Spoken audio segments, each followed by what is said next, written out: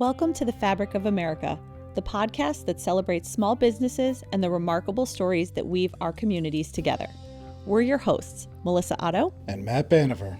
Matt is a fashion designer passionate about storytelling through style. And Melissa is a seamstress on a mission to make sewing cool again and inspire the next generation. We sit down with small business owners, artisans, and dreamers to uncover the stories behind their brand, what inspires them, challenges them, and keeps them creating. Because we believe that behind every idea, every design, every stitch, there's a story worth sharing. So grab a drink from your favorite local shop and join us as we weave together conversations about passion, perseverance, and the power of small business. Have you ever planned a party, Matt?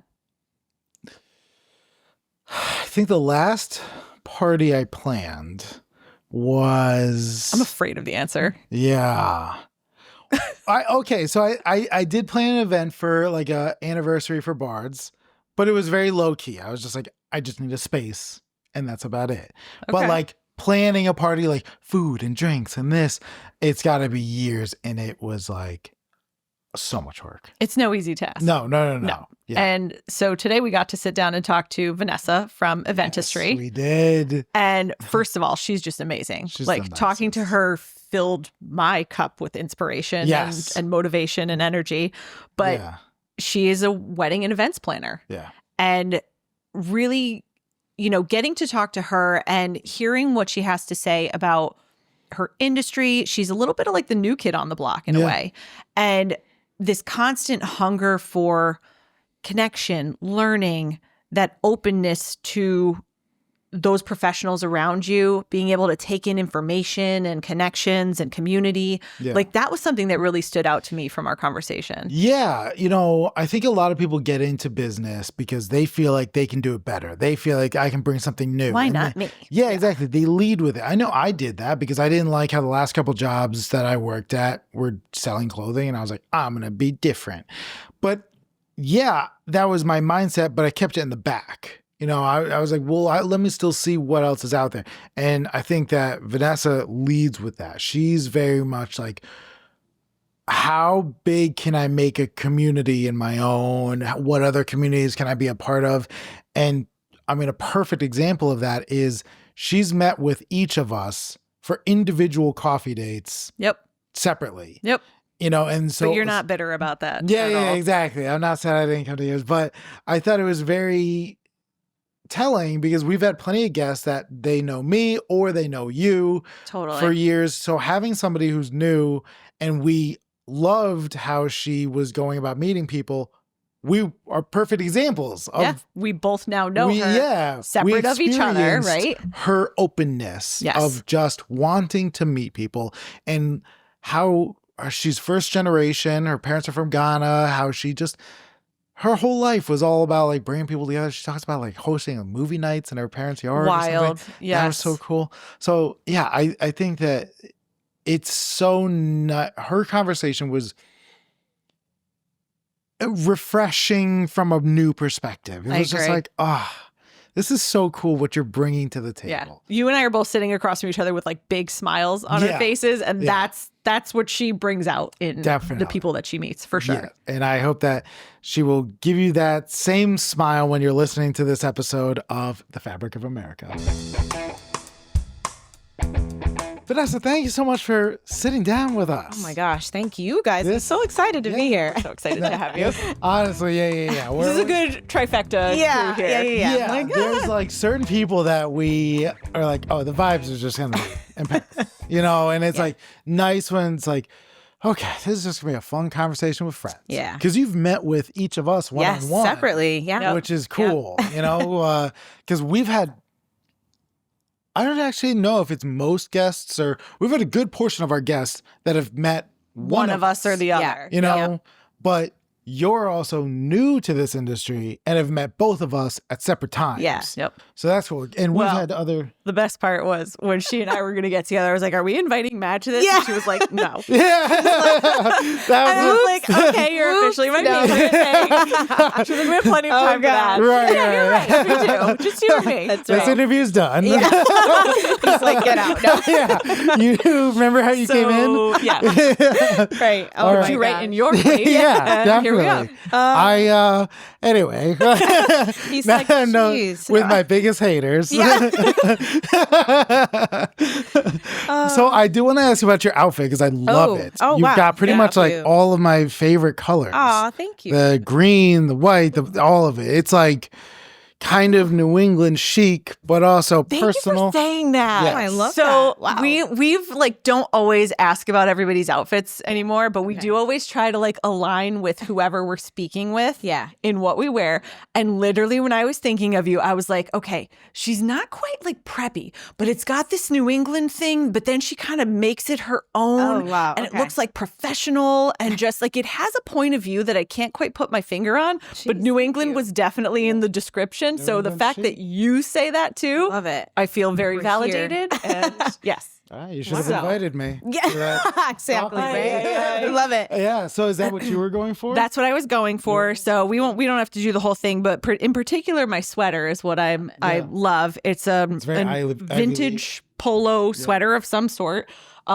I bought it at a thrift shop in Vermont. I will find out. I don't remember the name of it, but my family goes on vacation to Vermont, and every year I leave my husband and kids for a few, and then I go to the thrift shop and I see or the consignment shop and I see what I can find. So this was from 2 summers ago, and I just love it because there's like no seams, so the whole thing was like Love that. put together as the pattern, as it was being knitted and all that good stuff. So Yeah. that's why I love it. But it made me think of you like classic that. I love polo, Yeah. Ralph Lauren. Yeah. thing, So when I was thinking of the outfit, I was just like, all right, well, Vanessa's she's New England chic, got lots of classy style, but she's also a roll up your sleeves and kind of get to work. Get to work, yeah. So I Yep. wanted a very utilitarian outfit, and I did still go. It's funny because I did kind of lean into the Ralph Lauren vibes of denim on Yeah, denim. totally. And so that's why I chose this. But it was really like the kind of what I've known about you so far is just getting to work. Yeah. Like it's all fun. And Just start. It's all Just do fun it. to play, dress up, and do this. But at a certain point, you got to get to work. Yeah. And so that's where my outfit was. I love it. Well, I love both of your outfits. So Thank cute. you. Yeah. Tell us about yours. Okay, so I love to just be professional, but then I like to be casual. I think you guys called it like perfectly. I found these pants actually. Let's see, they're Audrey Parker, I think it is. She's from Francesca, does all that. And it's funny because the pants that fit me the best happen to just be like wide leg pants. And I laugh every time leg pants. because I put them on. I'm like, oh yeah, this is it. Yeah. Right. And my husband hates wide. Really? See, he hates them. Yeah. He's like, wow, you look so nice, except for the bottom half. But that's okay. And it's just funny. I'm like, this My is husband what hates works. loafers. Yeah. And like sometimes I wear a certain he's like, those are the ugliest goddamn Yeah. shoes. And I I'm love like, it. So it's kind of I'm funny to sorry. me. I'm like, oh, I'm gonna do this. Yeah. Yep. Anyway, and then I found this sweater at hopefully I say it right. It's Hope and Stetson. I think Yes, it's I right in love West Hope and Hartford. Stetson. Oh man, I had the don't know best them. All time right, have to shopping look 'em there. up. The Oh, girls, they're awesome. yeah, they were Okay. so sweet. We were chatting, like my husband and I were there, and it was great. We had a nice time. I don't typically get sweaters that have like things going on in the front, like animals and that kind of thing. So I saw it and I was like, you know what? That's different. I like that. And I love a collared shirt. So I just threw And it's nice. It looks how you awesome. layered yeah, it. just like a little party, a little bit professional. Yeah. Yep. The listener That's- definitely needs to go see the photo from Yes. today. Because Yeah, it's a definitely. great outfit. Awesome. Solid. So you are relatively new in your business. Yeah. What are we at? What Yeah. time? Ooh, so this May will be an official year. Wow. Okay. So we're catching you in the early. Yep. Okay. And where are you at feeling like I'm still a new business? I'm just getting started. I'm new, but I'm kind of got a sense. Where are you on that? So, it's funny. I every time someone's like, oh, how long have you been in business? It's such a funny question. And I need to figure out how to say this like smoothly, right? But I've been in business for a while, just not in a place where people knew me. I've planned events, I want to say like my whole life, right? Right. I just didn't plan it in this sort of vendor industry. I grew up with my mom. She's just someone who hosts. She loves to cook, and she's, my parents are from Ghana, West Africa. So the culture is just to host. It's just to have people over. And my mom is so good at it. So we grew up with that. Like, we always had people over, and she made it look so effortless, and people are like, what? How'd you throw this 10-course meal together? And, and I'm like, she just did it, you know? So as I got older, I started doing it. I had money, I had time and friends, and I was like, let's just do this. Let's just do that.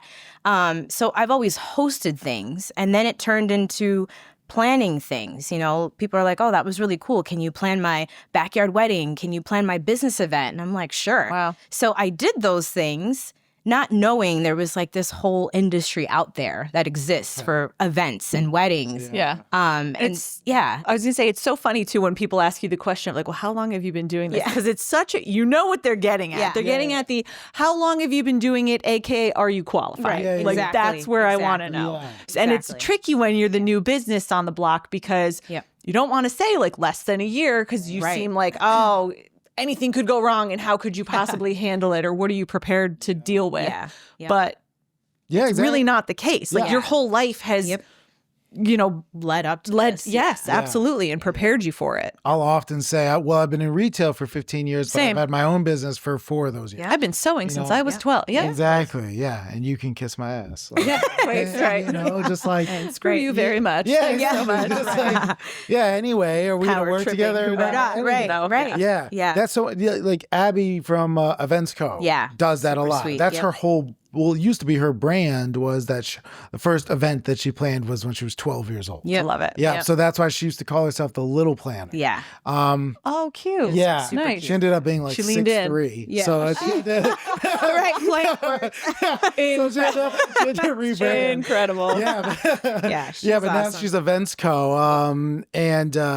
She made that a part of her pitch, was just how long she's been doing it. Yeah. And I thought it was so genius because it kind of gets all that out of the way. Yeah. I'm qualified to plan events. So for specifications, are you a wedding planner? Are you an event planner? Are you an event coordinator? What are you? Yeah. And tell people what the difference is. Because I don't think the general public understands all the little nuances to what it is you can or do. For sure, yeah. So for a long time, I did events only, and then recently transitioned into being a wedding planner. I do like to say I'm a wedding and events planner because I love both of them. Yeah. They both connect people in a different way. But with a wedding planner, you're planning something from start to finish. So you're meeting couples who are like, I have no idea what I need to do besides get married. So where do we start? Yeah. And that takes, of course, has different phases. It could be like finding a venue with them. It could just be like, okay, you found your venue, let's bring the rest of it together. Where a coordinator a lot of times is just coming in towards the end or middle, and they're just making sure all those little pieces are kind of sewn together, right? And you're making sure what you sewed together comes looks like that on the day of. Yeah, exactly. Wow. Exactly. All right. So what's your favorite part of what you do? You know what? It's the day of, but it's also meeting these couples. I've had a lot of calls recently, and man, I'm just like, wow, I really love you. Even if you don't choose me, can we be friends? I don't know. There so often too. Yeah. That's probably I resonates love that. with Melissa and I a lot. Yeah.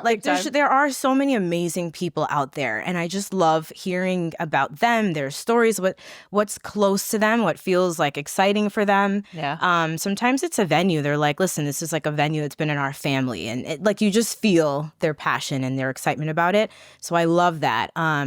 But I also love the day of, because I'm like, wow, I did this. Right.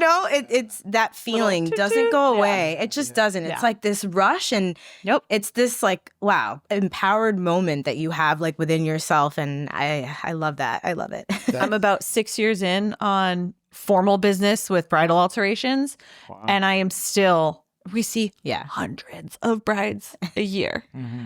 And there are those moments when they put on that dress at the final fitting. Yeah. And I will get physical goosebumps. I will sit I know it's good. I know it's good. I know they know that it's good. Feel it. We'll get the mom will cry, and I'll still start. I'm like, it's been 6 years and I still get emotional seeing things just buttoned all up at the end and getting to that point. And it's just something that like, that's where like, you're like, I'm where I'm supposed to be. Like That is so, it's that so is true. so true. It's so cool. And it's funny because that was one of that feeling, that lack of feeling is one of the reasons why I wanted to start my own business was because when I was working in retail, it was a brick and mortar store. Yep. Customers would go into the fitting room, they would try something on and they'd be like, it fits. Yeah, done. Okay. Like it fits like it should. And then they would leave. Yep. You know? Or even if we had alterations, they'd be like, yeah. All right. It's fine. Yeah. Now you what? did what you said you were going to do. Yeah, looks good. Right. And I was just like, wow. I don't like this. And then I noticed when I did custom, it was this whole other thing. Yeah. I was like, oh yeah, it's a whole different journey going from start to finish. I'm talking to you a lot over the 8-week period. And like, yeah, that ending when they come out of the fitting room, when the fabric was like a tiny 2x2 square and now they're seeing the whole garment come together and they're like, oh my God, it's better than I could have imagined. It's going to be great on my wedding day or something. And just that, then I got that feeling of just like, oh, this is good. And that's exactly what you do, because it's hard to, I mean, I understand that we have like, we can do digital rendering, we can show you, inspiration boards and stuff like that, but it's different. It just hits different when it's your day. You've walked into this venue. It's been decorated the way you envision. You have to basically like extrapolate from people what they want. That's difficult in and of itself. Then translate that into action and physical space, and then they get to absorb it. And then you get to watch them absorb. Right. It's just the coolest it's feeling. like a first look for their venue space. Totally. Like it's wild. Totally. It's this weird, like, intimate moment where they're like, oh, wow. Like, we knew this was going to be good, but like, could never have envisioned that. So that's a great feeling. What do you do more of, planning or coordinating? A little, I guess I'd say both. I mean, planning and coordinating, I think it kind of comes full circle when I'm with my clients and couples. I feel like you have to do a little bit of both to get those like full experiences for couples. So you do both. And for the listener who doesn't know, that could be broken down. There are wedding planners, and then there are wedding coordinators. Absolutely, yeah. So planner, as you were saying earlier, will take you start to finish, but coordinator is kind of day of. Just making sure pick up the ball. Get it all across the finish line. It's like oversee it. Yeah, and I think I say both because, there are a lot of day of coordinators that will literally come in a day of, or like meet with you the day before. And I tell my couples that's not going to be me, just because you've planned your wedding for a year, sometimes more. So you want me to take that year of ideas, plans, emotions, all of that, and come in that day and execute that. Like that's not going to be me. To me, it's impossible, you know? And I don't want to just do a job. I want to like make it amazing, you know? So I come in months prior and we're chatting all the time. I'm like, send me everything. Even if you don't know what it means or like you save this random picture, send it, because I want to feel like I'm you and I can make decisions as if I were you, on the day of, so that like it's all the feels, Yeah. Where does this come from in you? Like you alluded to your parents. Are you first generation? Yeah. That's awesome. I feel like it's so telltale though. Like when you come from either a big family, like in your case, or an immigrant family, like in our case, like that gathering, I feel like was the way that our families kept the family together, right? Like the extended family, having the cousins over, doing this, doing that, was always hosting, open door, people dropping in and out all the time, always centered around food and feelings and all of that. And man, it's this want to help people, of course, like wanting to get to know people. Everyone has a story. Like, my husband and I talk about this all the time, and it's nice to just hear what that is. I love being around people. Like, people ask like, oh, what do you do for downtime? I'm like, I host, I have people over. I don't know, like we have dinner parties, and they're like, that's not relaxing. I'm like, I don't know, it is. It's just, it is. It also, I get the sense that that's what charges your battery. Yeah, it fills you up. Like makes your cup full. Like, I just love being around people, the vibes. Like, it is you need the unplug, sit down, watch a movie, Right. Yep. read a For book, sure. something. Wait, But- you unplug? Like, you calm down? I'm saying you is then everyone else. Yeah. He's like Yeah. the rest of the world. Not built that way, but okay, whatever. But Liar. but like those things that just give you joy. Yeah. Yep. That to others will look like, wow, just take a break. I'm like, no, same Yeah. thing. It's just Yeah. you can, if you're building the life that you want, you can find a way to pull joy out of that, and that fills you up Absolutely. and keeps you going. Yep. It's nice to get the silence, but are your sibling? Do you have siblings? I have one brother. One Yes. brother. Yep. Okay. What's his hosting? What do his skills look like? Yeah, it's funny. Growing up, we did a lot of things together. We hosted a lot together. And I think one of the biggest things that we did, which then later on he's like, I don't want to do this, So I had this idea one day. I'm like, listen, I think we should do something different. We should have a drive-in in my parents' backyard. And he's like, okay, I'm with it. And I'm like, all right. So we get some friends together. We're talking this out. And I'm like, let's do this. Let's not cars, but just bring a chair, bring a blanket, and let's do a movie. So I remember the first year we did it. It was just like really janky experience. Like there's wires everywhere, like speaker, like it was like, oh God. Yeah, exactly. Yeah, right. There's like Don't let 30 the fire people department show see.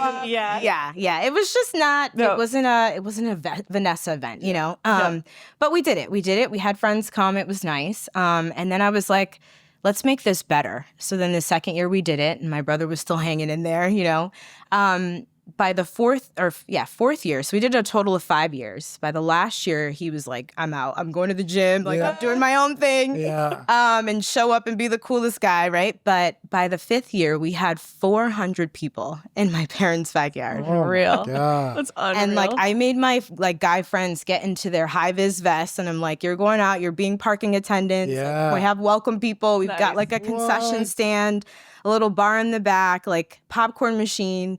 And it was just dope. I remember a group of friends rolled up with a couch. They brought a couch and just plopped Just to it set in. up.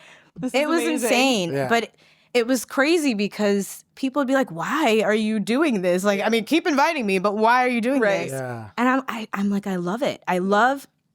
I think I love that connection. Yeah. So I'd love to see, say weeks or months later, I'm on Instagram or social media, and I see a friend that came from New York is with my friend from Coventry. Right. And I'm like, they met at my your movie event. night. And I love that. Yeah. There's no jealousy there. I'm just Bringing people love that. together. Yeah. Yep. That's amazing. And so it's funny, I posted something the other day about it, and someone who's been there was like, oh, bring it back, good memories, So it's that stuff stays with people. Yeah. And I love it. Yeah. That's something I definitely resonate with. I'm a big hoster. Yeah. I love bringing people together and doing stuff like that. And I think a part of it, coming from a big family, but even in college with our friends group, I was the guy having house parties. Same. I hated in college the bar scene and the club scene because it was you had to take separate cabs. You had to, once you got in there, you could only talk to one person or whatever. So I was just no, I don't like that scene. So I'll make a scene. So I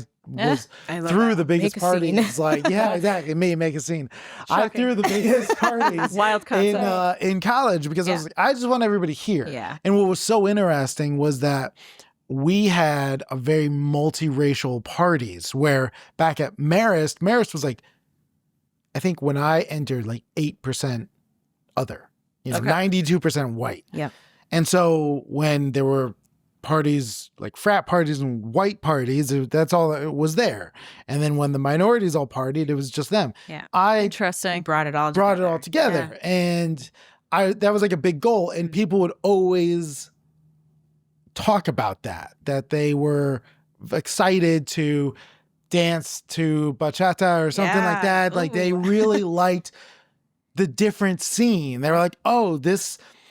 They're like, I was just dancing to Pitbull and whatever, and now I'm playing beer pong and, you know, Like Yep. there was a bunch of like my black friends were like, "Oh, is this what Natty Light tastes like?" Oh my God. Oh, Literally, poor people. these are Natty Light. No one conversations coming deserves up. Natty Light. Yeah, exactly. It was No matter who college. you are. You know, it was college. It was what we had, college. That's all.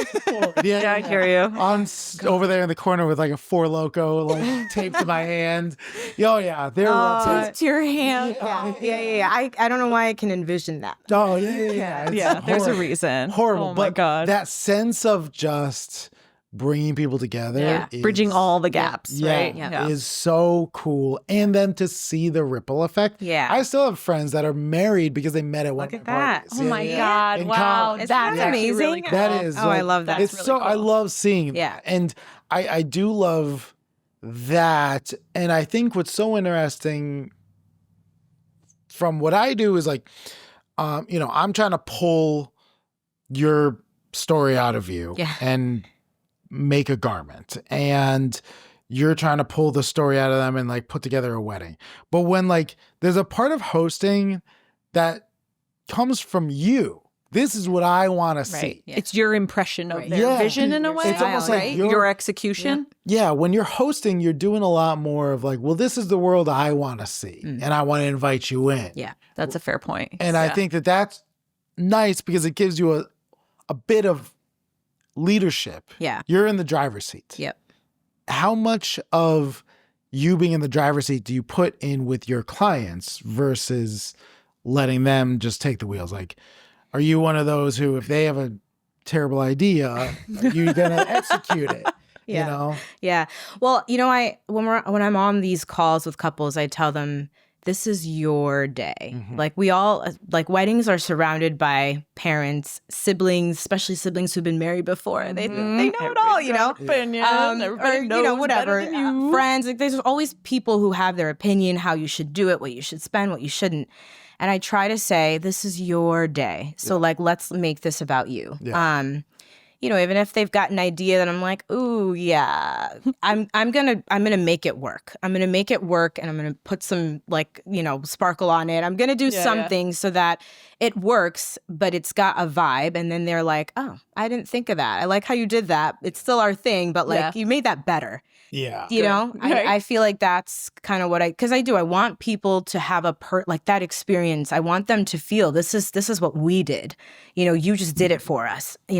Right. I think that's something that the three of us can really rally Relate behind, to. Yeah. is just Definitely. like the clients we deal with, a part of them wants us to take the wheel. Right. Yeah, A part of them is like, here's what I want. exactly.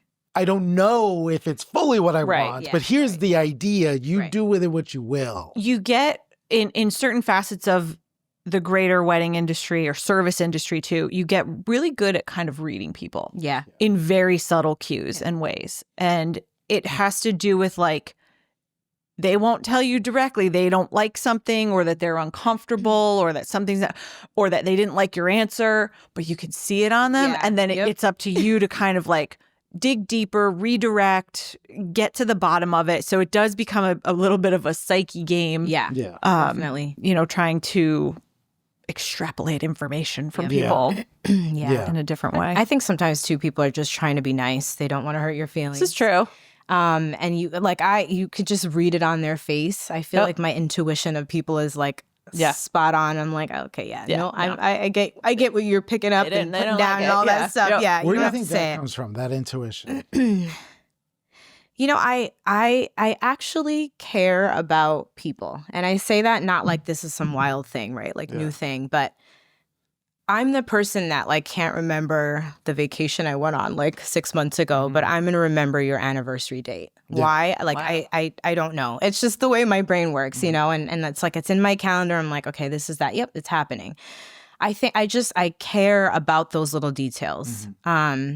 And so I feel like I try to pick up what that person is feeling. It's funny. I was talking to my husband the other day. I'm like, man, I haven't heard from so-and-so. And like, I just feel like something is off. Something's happening. yeah. I'm going to reach out. And even if I don't get an answer, it's fine. Just so they know I'm thinking of them.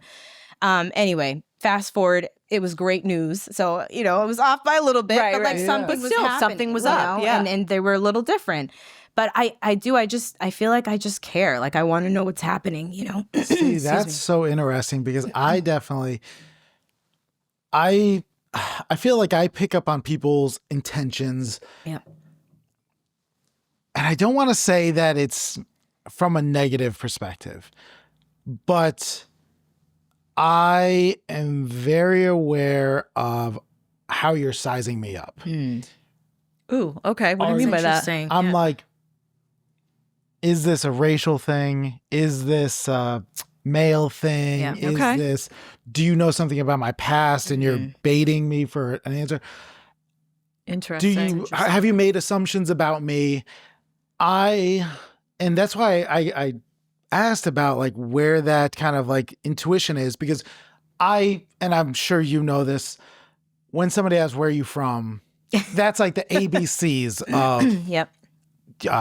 Microaggression and micro racism and all that. It's just like, oh God, I know that you don't care that I'm from Farmington.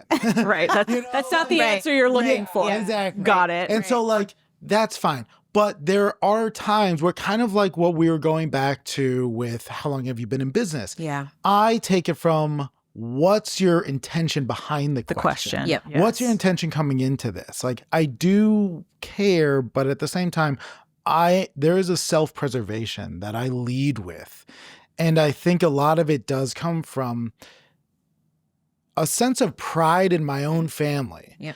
Because I know that you're sizing me up as a Hispanic male or as a racially ambiguous male. Yeah. Because that's why they're asking the question. They want to know. Most people think I'm Middle Eastern. Yeah. And I just want to get on my high horse. He's like, my try parents me. are white and my youngest sister's black and I have 9 siblings and blah, blah, blah. And you don't know the first thing about me. Yeah. All the perceived things that they're probably going through in their head. I want them because I'm like, you think I'm just another Yeah.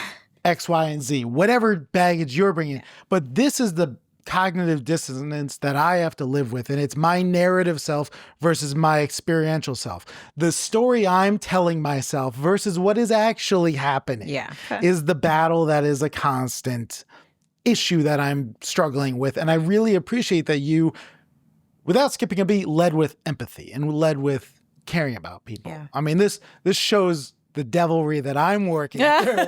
And I'm sure that you're not just, an amazing angel. I'm sure you've got this going on also. She is an amazing angel. Okay. Relax over there. Well, she didn't invite me to coffee. Yeah. Gosh, I love it. No one's holding on. No big deal. Holy girl. No big deal. Yeah, But not this guy.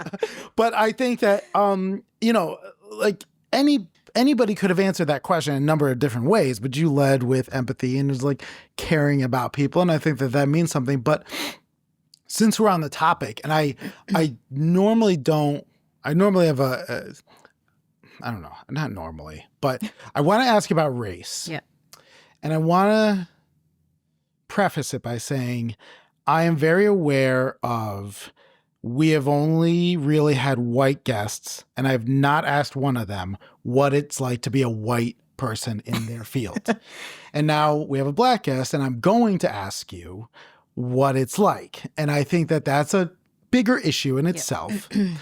But the reason I want to ask is because this industry is so white. You're not wrong. That's really why I want to ask it, just because it's not like you work at Travelers and, well, what's it like being an insurance agent as a black woman? I mean, in the wedding industry, as a whole, from top to bottom, it is a very whitewashed you and space. I are stand out Yeah. a lot. And we go to these events where it's just like, you just do not see a lot of color in those rooms. And so as a new person, and I do want to say that I don't want to ask what it's like being a woman in this industry, because it is also a dominantly female-led industry. Definitely, yeah. So that part I'm not that interested in. I am interested in the racial aspect. Is it something that you think about? Is it something that's ever been an issue. Yep.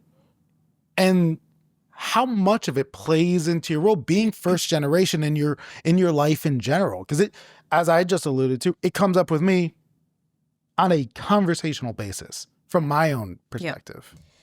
You know, it is something I think about. We all have insecurities, and definitely mine. Like, if I didn't get that client, that couple, my thought is, you know, is it because they just didn't want to see, you know, a person of color be their wedding planner? Yeah.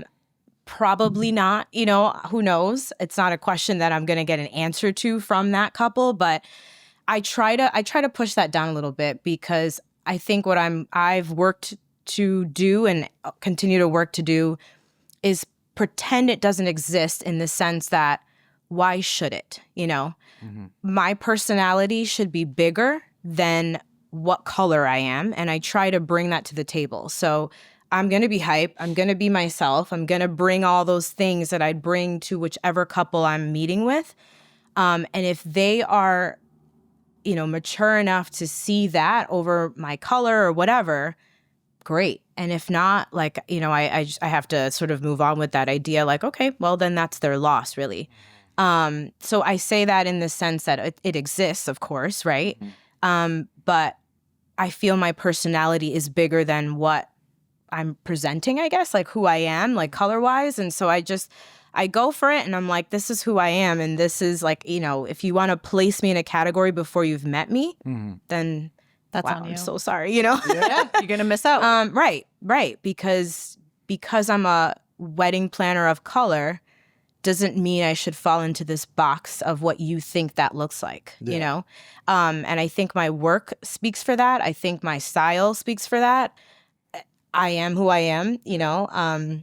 Growing up, I oftentimes was called an Oreo because, you know, whatever, I don't speak like a Black person, like whatever that should be. This is who I am, you know? And I'm like, that's fine then. I'm just going to push through with that. And for those who haven't thought of that for a second, and they're only getting off that call or that first meet, and they're like, man, she was great, or wow, she's funny, or whatever, those are my couples. I was going to say, those are your people. Those are my people. Yep. Those are my That's friends who that we- we'll keep yeah. having coffee dates with, like, you know? And, you know, in terms of encountering it, maybe I have, but I try to put those blinders on it. And I think if I'm not thinking about it when we're meeting, if I'm not worried about it, I feel you're not going to be. Yeah. You know what I mean? Like, Sure. Yeah. Race it's such a tricky conversation and a tricky thought process, because it very much is like, if you just bought a car, you end up seeing that car all the time. Yep. If you want to focus on race, it will be there to be an issue. That's a very good point. That's very true. It is absolutely. And I remember in most of my experience in most of my life, yes, there was a lot of large racist problems that I had growing up in Farmington, which were fine because they were like the outliers or something.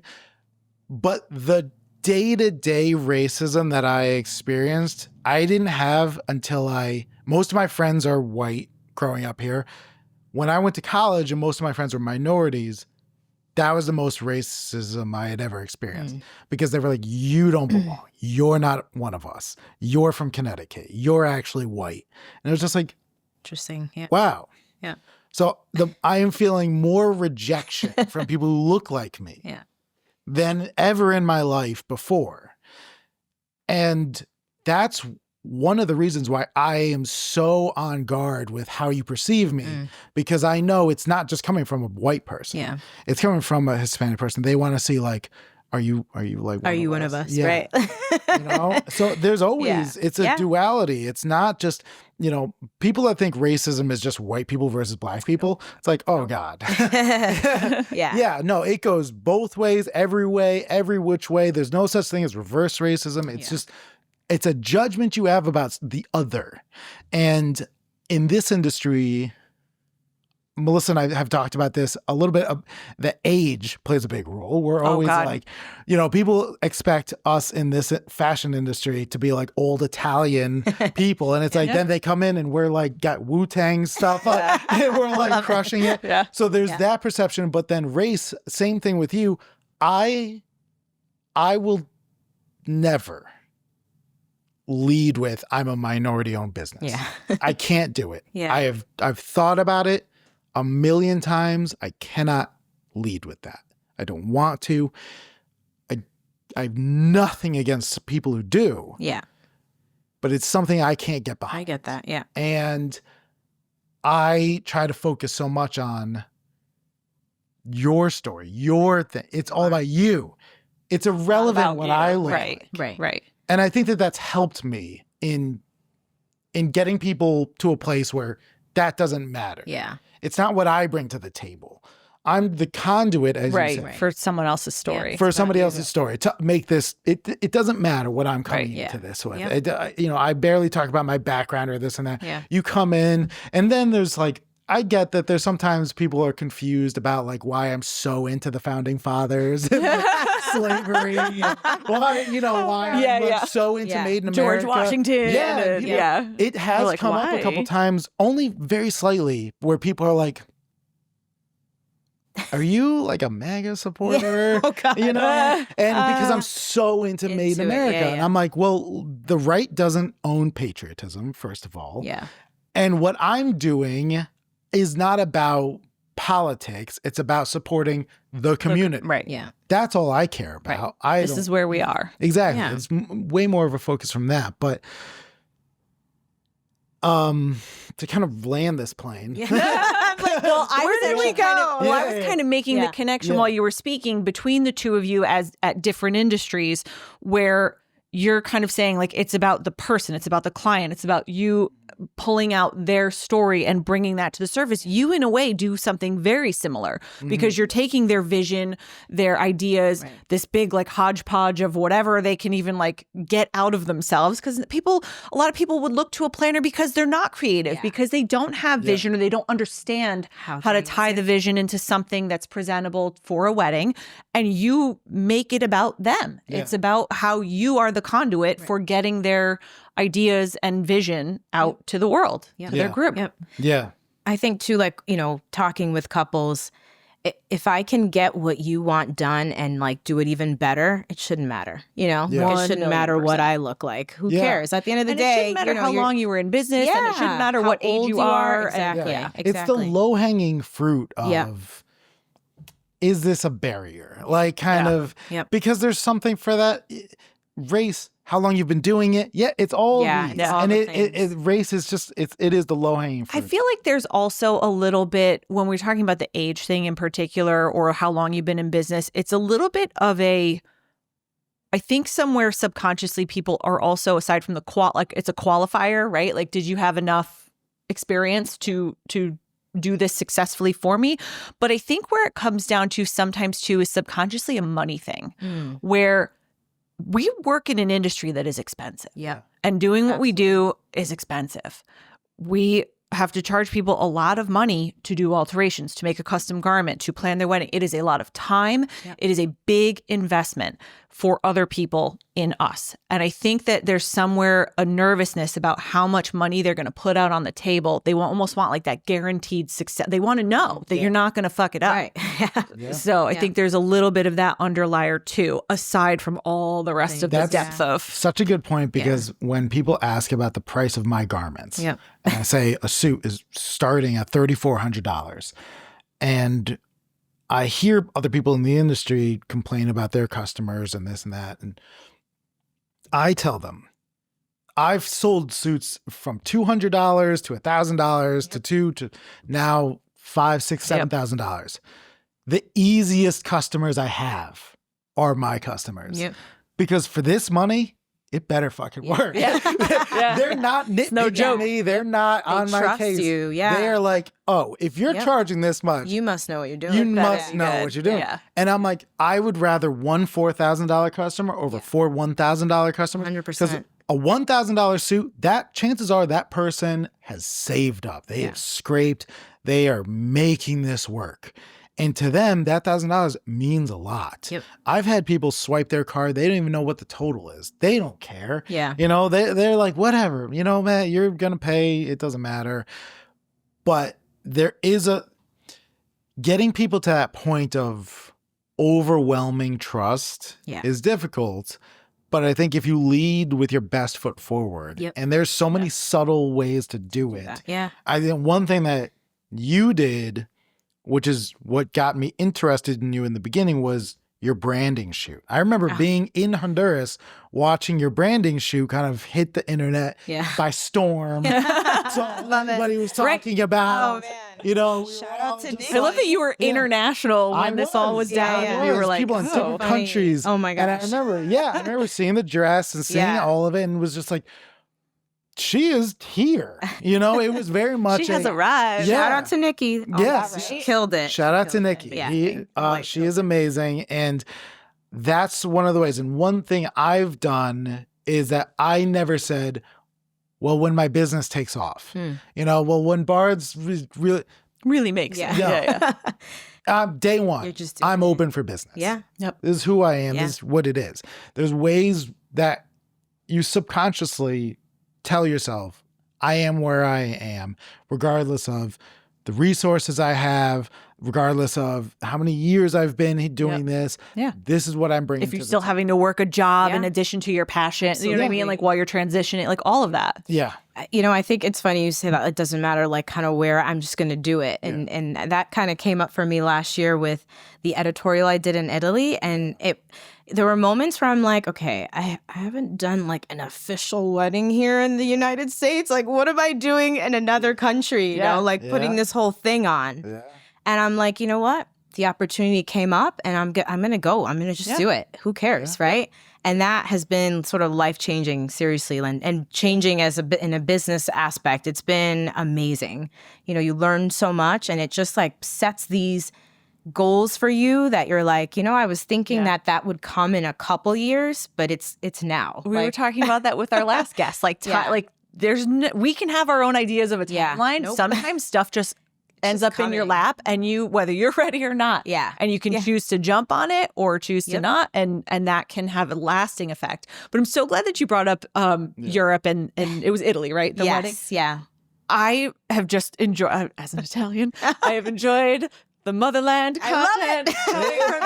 But what I really wanted to ask and get into is any of like the differences. I'm so curious what your experience has been working with couples here and working with couples internationally. Like obviously there's the clear difference of the location, but when it comes to barriers between like language and understanding and cultural differences and what someone in, hosting an event in Europe might be expecting versus someone in America, like tell us about that. It's so fascinating. That was my third time in Italy. I love Italy. I feel like at one point in my life I was Italian. I don't know, my stomach, it's all there. But yeah. We welcome everyone. Oh my gosh, I love it. I could eat pasta like anyway.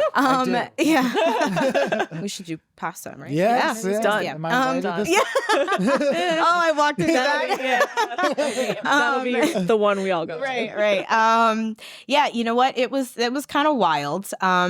Third time being there, it's great. Like the past couple times I was kind of just being like carted around. This time I'm driving, I'm doing stuff. And I think it's like these little things that it made total sense to me to be able to explain to someone who's getting married in Europe or in another country. The conveniences we enjoy here in the States are not around, like in Italy and other countries. True. I joke about this, but if you forgot your deodorant, forget it. Like spray your perfume, whatever else you have, because if you're there for a short time, you aren't running to Walgreens and 5 minutes in and out. Like you are getting in your car, going through these windy roads. If it's after hours, forget it. If it's like the siesta type time, forget it. If it's a random Monday, no one's open. If it's August, forget it. Everyone's on holiday. Yeah, it's insane. They don't care. Seriously. They're going to do them before they do business. Exactly. That's it. And which I got to say, I love. I kind of do too, right? For when you need to live life and do things and get things done, that's not convenient. Yeah. And so I feel like I'm better prepared to express that to someone. Like, listen, it's not easy to just run and grab this or that. Yeah. Even takeout. Like we're in Lake Como. There isn't a McDonald's. There's not a Dunkin', which we knew that, right? But you want to grab lunch, you better call Get it and when make it's a lunchtime. reservation. Yeah. Number one, you're not just walking into all these restaurants. They're looking at you like you're crazy and you're from America. Like, Yeah. for sure. They You know, like, tourists, no, yeah. you respect us. Like, you got to make a reservation. So, like, things just are a bit slower, which is great. I love that. But you have to be prepared for that. Yeah. You know, driving is a little bit insane. Not going to lie. It's made me, like, a Did you better drive? That is one person. thing I've never done overseas. I did. Never I driven. took turns with a friend of mine, and yeah, I was like, oh wow, this is gonna be it for me. As I turn this corner, that's it. You know, but you know, even from like a wedding perspective too, you know, we had rentals come in. And we arrive at our villa, and I'm like, oh, wow, this villa, like the entrance couldn't have been smaller and like tighter. Thank goodness we had a tiny car. And I kept thinking, where are the rentals going to be dropped off? Like, where is that happening? And they're like, right here on the street. Like, and I was like, oh, okay. That's nice. And so here they are. They arrive. They're a big old box truck. They stop traffic. People are beeping. They're like, you know, so upset, going around. There's like, it's like on a bend. Yeah. And here these guys are unloading and completely like they're not phased at all. Yeah. Yeah. Wow. You know, and those are the things to just be prepared for, because like that doesn't happen here. We've got like a huge loading dock and the lifts and like all these things. Yep. And so I feel like to be able to just express that to a couple, to anyone who's thinking about it, like this can happen, but just keep these things in mind, you know? Yep. And then of course, people who are from Europe, they know this stuff. Or any country, right? They're like, It's funny "This when is you say normal." it, I'm like, oh, well, that's obvious. Yeah, Yeah, duh, yeah. obviously. Yeah, but yeah. I never would have thought about it. I'd be like, I'm going to have my European wedding. Right. Oh. Right. There's We'll a make it lot of work. logistical things there. It probably Yeah. also makes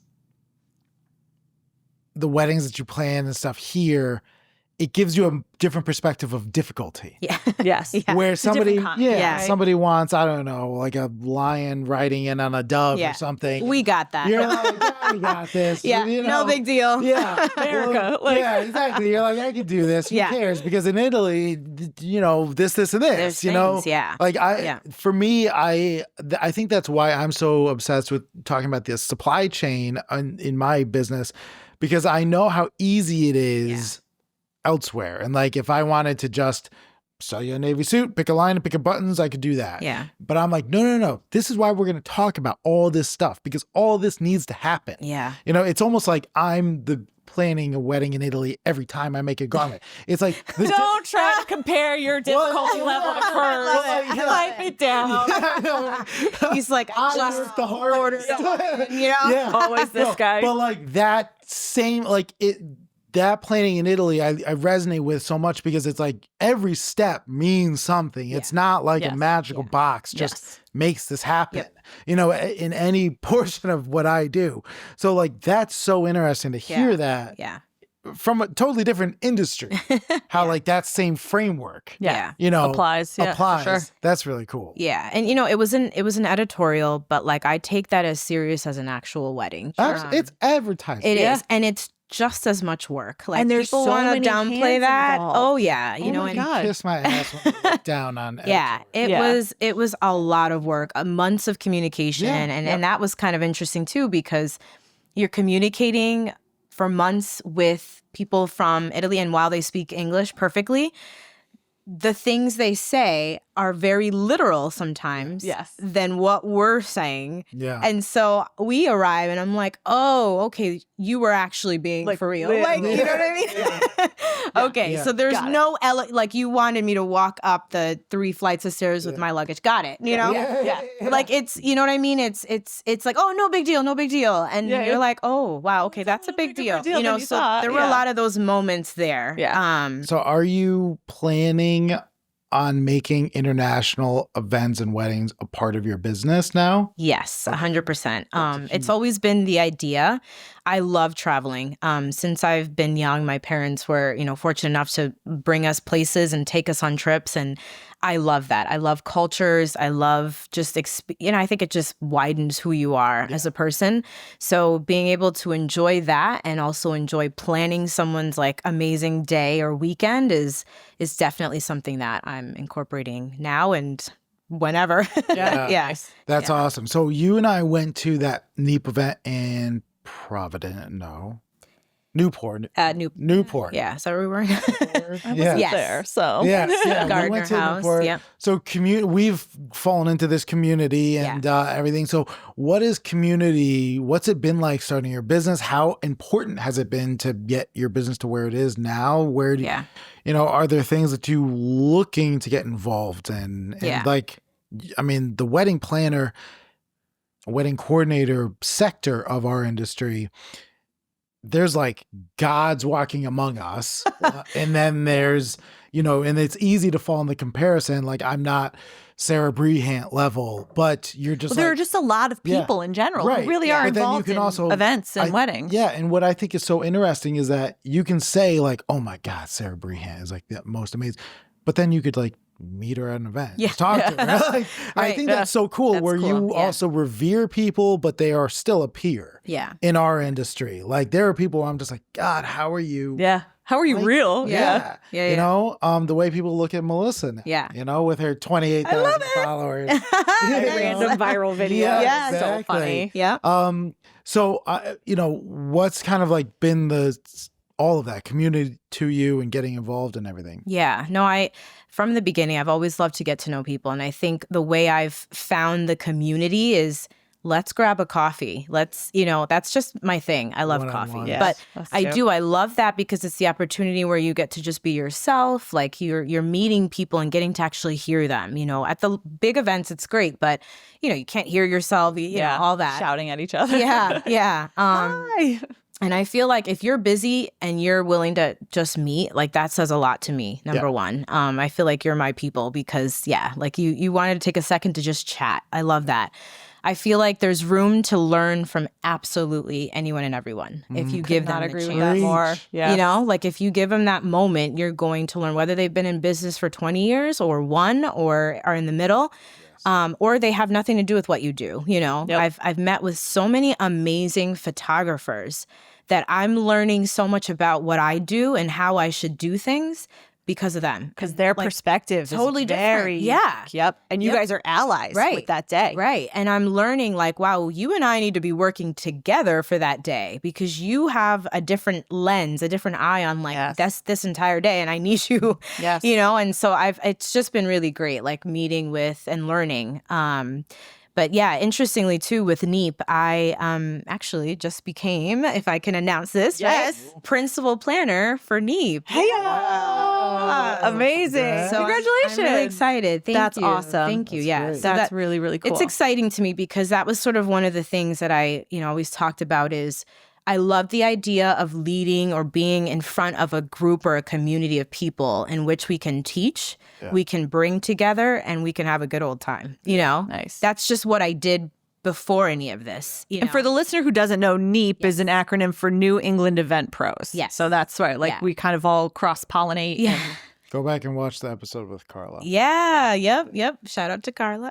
Carla. Yep. So yeah, it's exciting. You know, there's a lot of new things coming for 2025, and I'm excited to be a part of it and bring everyone together. We love to do an elevated event, but we're gonna just be doing a fun event too, like a chill one. We don't want to intimidate people. We don't want to intimidate I like it people. All. It's a good variety. Yeah, spice of life. You need a mix. I remember I was pushing them so hard. I was like, you need to have just like a meetup. Yeah. And there was some resistance of, well, I don't know if anybody will come. That's not really our style. And we all met up at a bar in like Willimantic. Yeah. And it was just like, hey, some of us are meeting up. And like 30 people went. up. Wow. Yeah. And we were all just like, oh, this is amazing. Yeah. Everybody pays their own tab. Yep. But it was so nice because you got to sit. You got to sit. To somebody. And I think that speaks to the fact that people are looking for community. People are looking for learning opportunities. Like, I don't care how long you've been in business. If you sit down and have coffee with someone, they're going to say, I would love to learn this, or I listened to this podcast and it blew my mind. Yep. because none of us have all the answers. Yeah. None of us are perfectly running our businesses, you know? Yeah. Well, So- and for so many of us too, being small business owners means either you're working alone Yeah. or you're working with a very small team. Yep. And when you are working with a small team, if you're the boss, you're still the boss. And there has to be a little bit of like, yes, we are certainly much friendlier with our employees in our cohort, but there's still that level of like a little bit of hierarchy, right? Like you want to maintain. And it's different when you are like, why I have a group called the Stitch Collective, and I had a conference last year, and we were having some trouble with people who wound up with delayed flights, and they were our speakers and presenters and stuff. And it wound up working out fine. We did have to do some rearranging, whatever. But I had my business coach, actually, Candace Coppola, who was also our like keynote speaker. She's awesome. Shout out Candace. Yeah. She's amazing. Yeah. But she had said to me via text, because I was like, I'm a little bit panicked. I was still, I don't tend to get really freaked out under pressure. Yeah. But I did feel a little bit of like anxiety. And she was like, Melissa, at the end of the day, if you wipe all that stuff out, if nobody from your presenter list showed up, everybody that's coming, she's like, I assure you, they just want to come to see each other. Yeah. Yep. They just want to come to get together. So you could strip away all the extra stuff. They just want to chat. They've all been working alone for years and years. Yeah. And you all talk to each other on the internet, and that's still great, but that's different. And Yeah. when you see each other and you hug each other and you grab a cup of coffee or a cocktail or whatever, and you just That's what means a lot. it's just a different animal. And that's really what it is. Like these NEEP events and stuff. It's just, we just want to be together. We just want to talk to people who have like a similar, not even the same, just similar experiences. Yeah. Absolutely. I think I resonate so much with that. And Vanessa, I think something that I'm picking up and feeling from you is that I love this concept of like standing on the shoulders of giants. I feel like I'm better having known you. Yeah. I'm 1 like, I million. feel, you know, like I don't want to network just to, I don't know. It's not like a business thing. It's that like my life is more full knowing you. It's not calculated. Yeah. It's just a natural progression. And that's, I heard someone say at some point, they're like that term self-made, like you're a self-made millionaire or whatever. Like that doesn't ever really exist.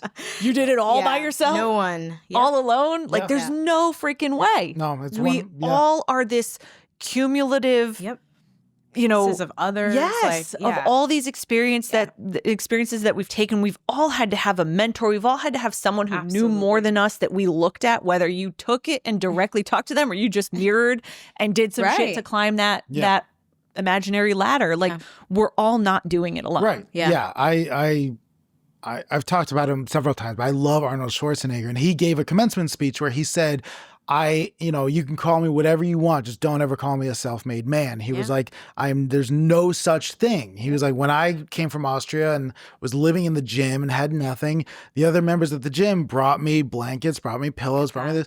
But then you take it on further. It's like, say you did learn everything about your business. Say you did all of that grunt work. You still need brides to come in and pay you. Absolutely. Yeah. You still need people to get married, to hire you. Yep. You literally, there's no such thing as self-made. People we exist for each other. I don't care if you're a musician. People need to buy your songs, listen to your songs. Listen to music. It's like, there's no such thing. And I think that the further, the more distance you put between you and that concept is so much better. And you get to this point of like, standing on the shoulders of giants. Like I am better because I'm part of this web. Everything that came before me. I'm a link in the chain, and I'm so much better because together we're stronger, kind of a thing. Absolutely. I think that that's such a good way to kind of go about it, and it keeps you hungry. It keeps you humble. It keeps you humble. It keeps you. Yeah, you're always like, you always know that there's something to be learned. Absolutely. And God, I can't stand people who are like, oh, well, you're still new in business. Yeah. You'll get, I'm like, shut up. Like there are a couple people that I meet at these events and they're not doing it maliciously. Yeah. It's just, that's their perspective is that once they've got a certain amount of time in, I got it. All of a sudden. And it's like the switch flips. Nope. I don't believe that at all. Yeah. There was a woman, I may have said this on the podcast before, but the woman that I mentored under when I was first learning the bridal part of everything. She's old Italian lady, and her English was broken, and she would always say, "We never stop to learn." But we never stop to learn, but she meant we never stop learning. It just perpetually. So she would always use herself as the example because she had myself and another woman, and like this other woman could do a roll hem.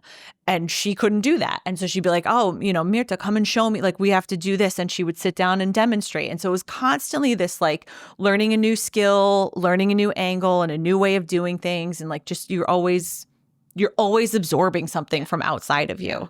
It's funny. We talk a lot, like my husband and I, and one of the things he always says, which I love this, is that it's not about being the most liked in the room. It's about, back up. It's not about being the smartest person in the room.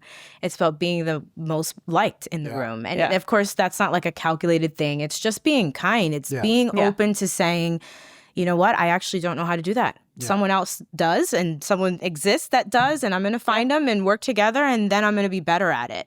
Like it kind of goes back to that humble thing, but I love that because it's like, it's okay. I'm not going to sit here and say like, I don't have all the answers. I'm but I'll not help you the figure top it out. anything, but I'm going to figure it out if I don't know it. And I think you're more valuable leading with that. Agreed. I would feel safer having you in my corner, knowing that you don't know the answer.